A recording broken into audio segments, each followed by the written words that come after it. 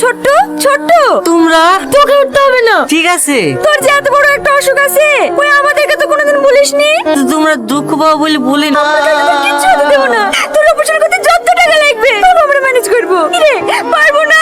হ্যাঁ, পারবো। আমরা ওই ছোট্টকে বাঁচানোর জন্য আমাদের কন্যাশ্রীর যা টাকা ছিল সব টাকা হসপিটালে জমা করে দিয়েছি, তো তাতেও হয়নি। এখনো 50,000 টাকার প্রয়োজন। তাই আমরা রাখি বেঁধে এক ভাইয়ের সাথে টাকা লি আর এক ভাইয়ের জীবন বাঁচাতে চেষ্টা করছি। আমরা কোনো ভর্তি করার লেগে টাকা আদায় করছি দি ভাই। আমি না জানি কি ভুল করেছি রে, আমাকে ক্ষমা করে দাও বোন। ওই ছোট্টকে বাঁচাতে যত টাকা লাগবে এই সব আমি দেবো।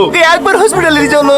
আচ্ছা ঠিক আছে, চলে। এরপর আপনি কাল অপমান করে আপনার মন ভরেনি, আবার এক বাড়িতে চলে আসেন অপমান করতে। আমি না জানি না বুঝি তোমাকে অনেক খারাপ খারাপ কথা বলেছি, তুমি আমাকে ক্ষমা করে দাও।